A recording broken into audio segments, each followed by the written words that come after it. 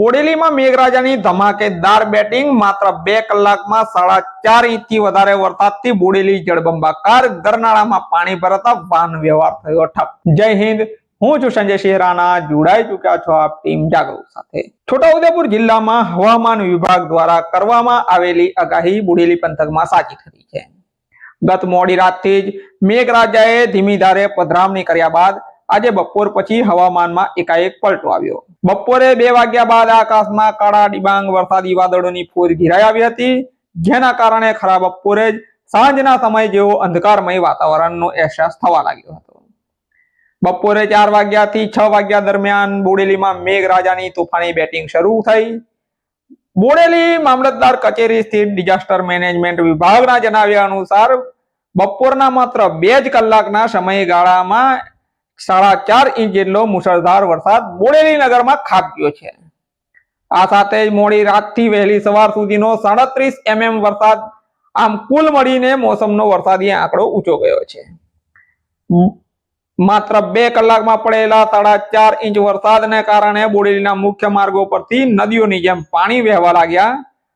અલીપુરા 4 રસ્તા પર આવેલી દુકાનો, નીચાણવાળા સોસાયટી વિસ્તારોમાં વરસાદી પાણી ઘૂસી જતા સ્થાનિકો અને વેપારીઓ મુશ્કેલીમાં મુકાઈ ગયા હતા તેવા દ્રશ્યો સામે આવી રહ્યા છે। બોડેલીના નીચાણવાળા વિસ્તારમાં પાણી ઘરોમાં ઘૂસ્યા હોય એવા પણ દ્રશ્યો સામે દેખાઈ રહ્યા છે। આ ઉપરાંત દેખાઈ રહ્યું છે કે બોડેલીના રેલવેના ગળનાળામાં મોટા પ્રમાણમાં પાણી ભરાઈ જતા વાહન વ્યવહાર સંપૂર્ણપણે થંભી ગયો છે। વાહન ચાલકો આ ગરનાળા નીચે પાણી ભરાઈ જતા અટવાયા હોય એવું દેખાઈ રહ્યું છે।